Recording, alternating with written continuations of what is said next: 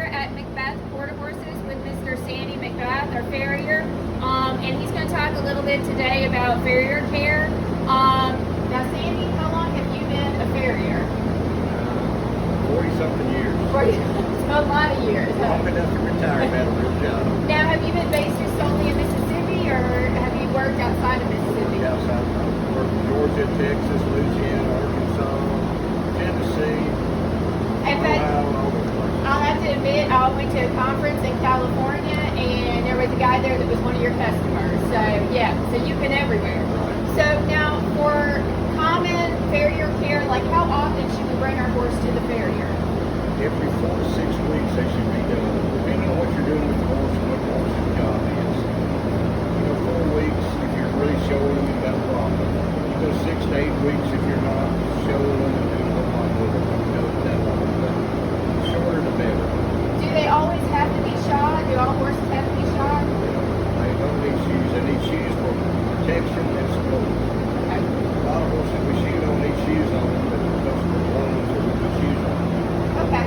Well, today we're going to look at a couple horses that have gone a little over that for gentleman. But we can then talk about some common issues that we get into when they go over and some common problems we might see. All right, thank you. Okay, so I wanted to first show, this is off of one of the horses that we just did. You can see overgrown quite a bit, so we're looking at probably about 8 weeks, About 8 I think. weeks, Yeah, so you can see quite a bit there. Now, when you trim and put nails in, you can see the holes in there. Does it hurt a horse? Just like going through your fingernail, you put it in the horny portion of the foot in the white line, and it doesn't hurt a bit. Okay. Now, on this horse, she had an abscess probably back in March or April that blew out the top just along her line there, and it's grown out some. How long will it take for it to grow out? For this to finish growing out from the heel area to the bottom, about another couple of months. Couple months? Okay. In the toe, if you do it, it blows out at the toe, it'll take a whole year. Because Really? it takes a year from the foot to grow from the coronary band at the toe all the way down. It's got such a long distance. Okay, I hadn't even thought about that. Yeah, and hers is more towards the back, so it's not Shorter quite a distance. shorter distance there. Okay, so we're going to watch you. We'll video as you're working on that foot so we can see the progression of what you're going to be doing with that particular abscess as it grows out. Okay. This is where the abscess has grown. The abscess blew out up here, grew out here, and all this is dead tissue. We'll trim this foot off, blend it back in, and we'll take another shoeing, maybe 2 shoeing to get all this grown down.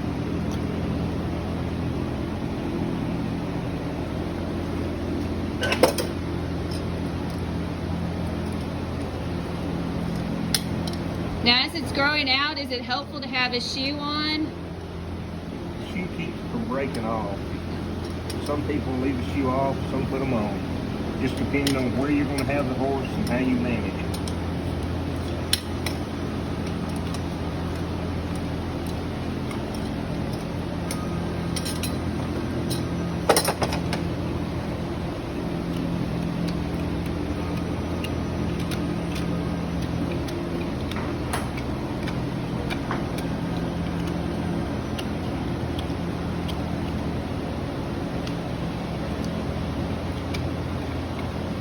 Now, what you're doing is pulling off some of the dead sole.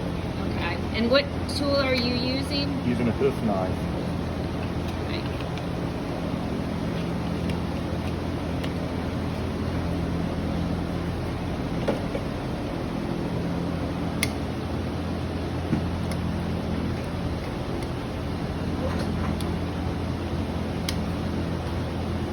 And this is kind of like trimming your nails, correct? Exactly. Just right along the hoof wall. Right along the junction of the sole, white line, and hoof wall. Taking the dead tissue off. Now, I hear people say they get into the quick. What exactly do they mean by that?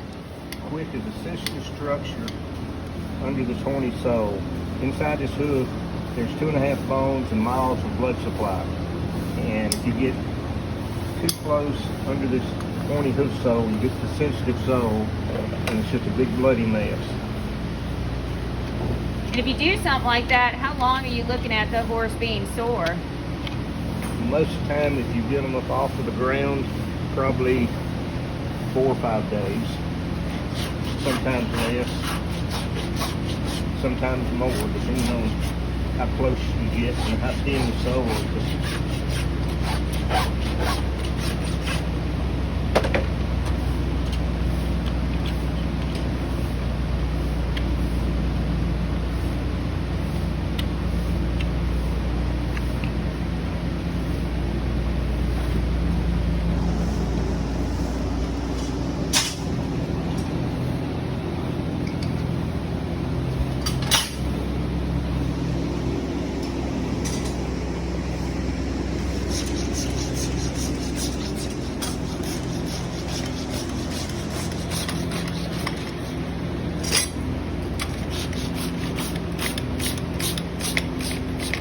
Dressing the flare off this because we want a straight line from the coronary band down.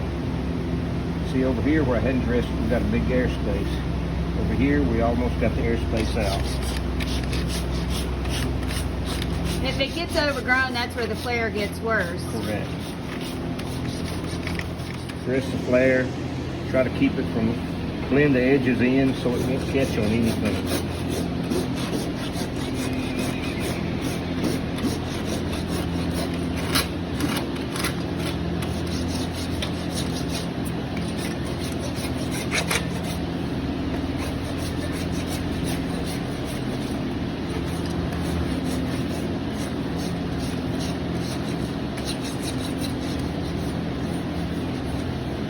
Foot's dressed back, got a uniform consistency of the hook wall and inside the coronary band.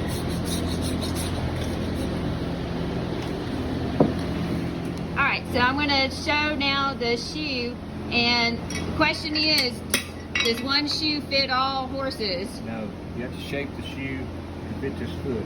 See, this foot is not uniform all the way around. It's nice over here, it's flat through here, full radius through there, so you've got a shoe to fit the foot.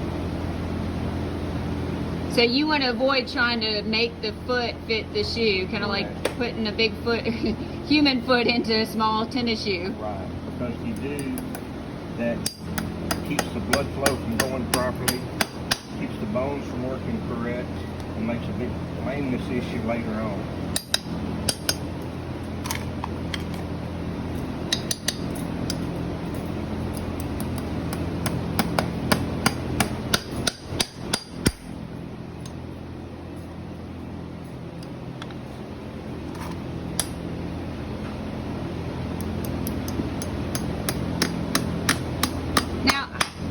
As they're nailing through, it's coming out the other. Or is the nail kind of curved, or? The nail's designed with a bevel on the edge.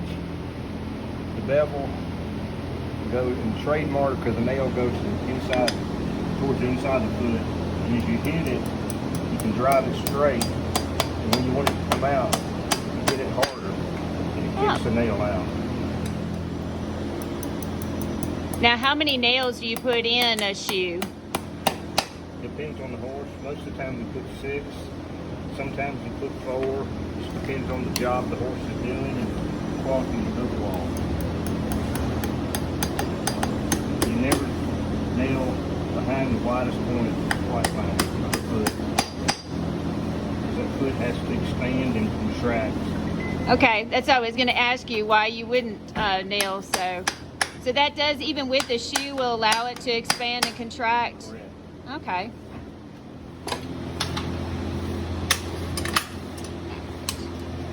So now what are you doing here? I'm evening up the nails when I cut, so I can clinch them, and each clinch will be nice and uniform.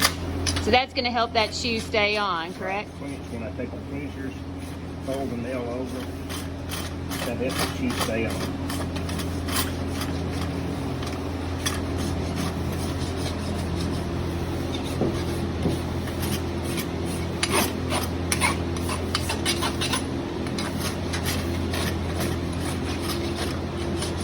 Now again, all that rasping around the outside, they don't feel any of that.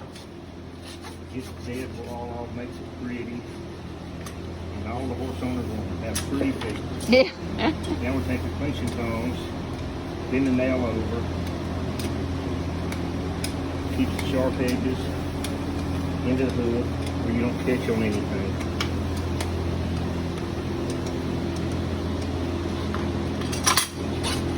And again, with that abscess growing out, you didn't really have to do a lot. It'll naturally grow out.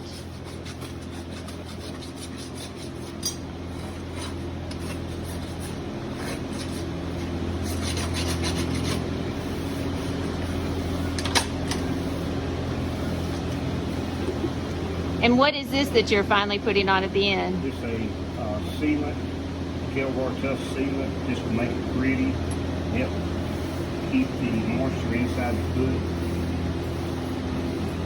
Basically, just to make the horse's foot gritty. Now, question: what are some recommendations for using hoof treatment on horses? Should we put something like that on a regular basis? It's usually recommended this type of stuff is put on about twice a week. Twice a week, okay. It helps seal that foot, keeps it from excessive moisture going in from the outside. When you wash them, it makes the water slide off without soaking in the foot. Okay. Great.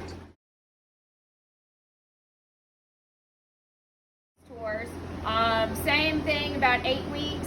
And as you can see, this is a consequence of 8 weeks is you may lose a shoe. So you can see he lost the shoe there on his left foot. Now, Sandy, when they end up pulling the shoe, what are some of the consequences associated with the shoe being pulled? They wear it back off where it's supposed to be. They can wear it too short if they're on a hard rocky substance. But they break it back to the normal position. This is going to trim up and look really good. And when we trim the length on the other foot, this crack has been growing down. Well, most of this will all trim out because we've got enough growth to trim it out. And that's something, that crack's been there for a while, so we've been working on it, slowly growing out. Now, if we didn't have a shoe on it with that crack, is there potential of it keep splitting up? Without a shoe, that crack could get filled with dirt and debris and wedge up through there and keep separating the hoof wall from the white line and the lamina. That's a damage to the lamina. It's just like getting something under your fingernail, keep pushing and tearing it apart. It can hurt. Okay. You get the sensitive structure. Okay. All right, so we'll go ahead and watch you go to work and see what we're going to do with this horse. Okay, so this is the one that already had the shoe pulled off. Did we have any do you see any problems with, since it got pulled off, that was an issue? Small issue might be where this quarter broke off, but that'll trim down, match, and be pretty nice. Okay, so that's not a problem. Not a problem. Piece right there.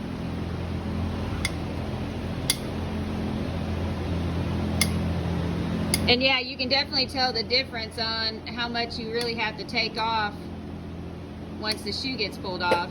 Correct.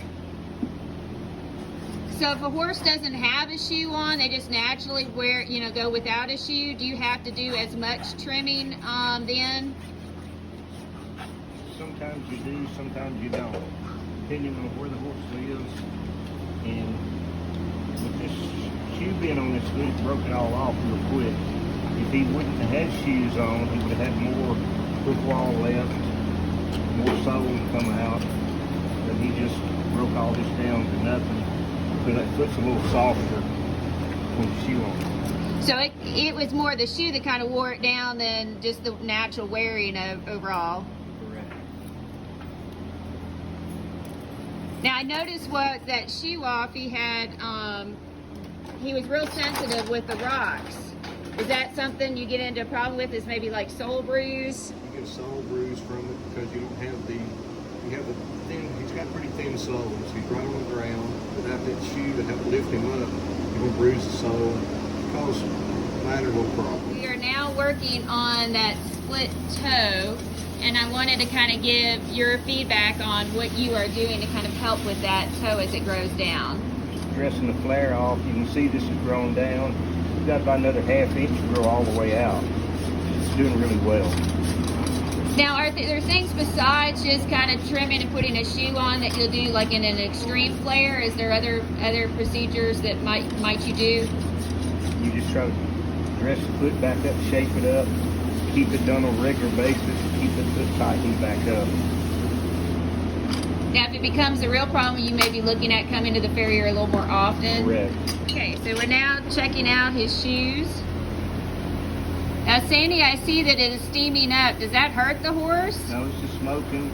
It's Now, just getting a good fit between the shoe and the hoof, letting me know exactly where my shoe's fitting. So if I had to shape it anymore, I've got marks on it. So warming it up, and then you can shape it by warming it up. You heat it up, shape it easier. There's no use to bang on it cold where you got to just use all that energy. Work smarter, not harder. So here's you going ahead and finishing off shaping after looking at it on the foot. And we dip it in water, cool it off.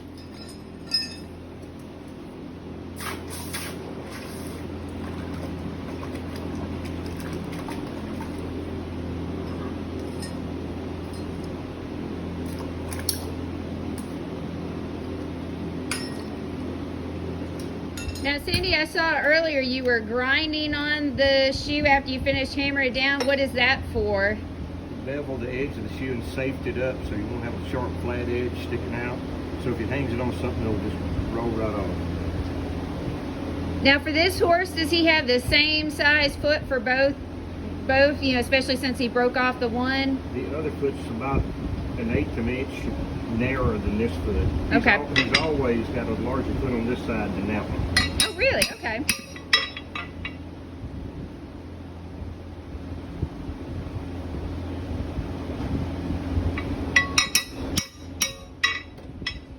Now, with a foot, if he pulled off quite a bit of sole to the or hoof wall, when he pulled that shoe off, is there ways that you can maybe add some additional hoof to it or artificial hoof in order to fix that problem?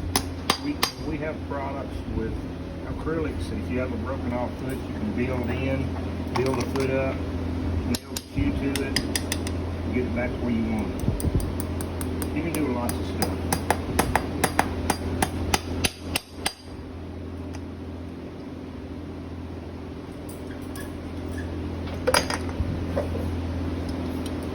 And you mentioned on this horse having kind of a thin sole. Can you put on like pads or use the acrylic for horses that might have really thin soles?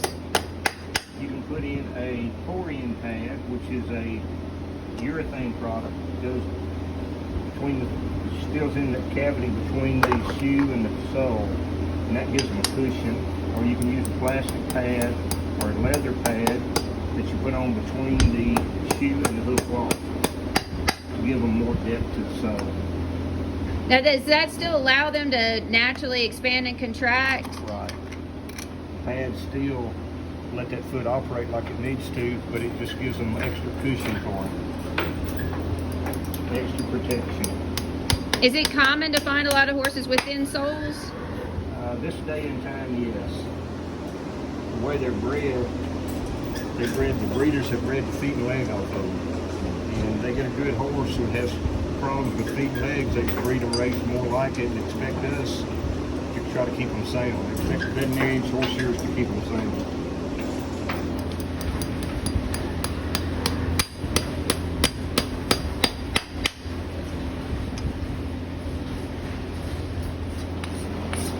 Now, Sandy, one thing I noticed was he was a little over before you start rasping over on the shoe. Is that common to be a little bit over when you first start rasping on it? He had a little bit more flare that I wanted to take out and get it back. So once I nailed the shoe on, I finished dressing this flare, so I had a nice, he's got a really nice straight line down now. Is that common with that split and an overgrown foot to have a flare? Right, it is. It just makes a weak spot in this wall. Okay, so this is the shoe, or the foot the shoe came off of. And actually turned out really well. You can't even tell where it pulled off. Now, Sandy, if you've got a horse that has problems with the shoe pulling off, I've seen or heard people put on side clips. Is that something common to use or recommended? You can put side clips on the side, or quarter clips, or a toe clip, depending on if they drive the shoe off or not. And you can stabilize the shoe that way. Usually the ones you put the clips on are jumpers or something that hit the ground real hard, and it's going to drive that shoe back. Yeah, I see that a lot in the hunter jumper industry, the use of the side clips quite a bit. Is that just because of that force coming off of a jump? Or? It's the force coming off the jump and that foot hitting the ground and stopping, and it keeps from shearing the nails and driving the shoe back. Plus, you can get to charge them more for it. Yeah. Now, if they pull off a shoe with a side clip, can't that tear up the shoe or the foot a lot more? Not necessarily. Okay. So it's just the negative is the cost factor of it. The cost factor, or if they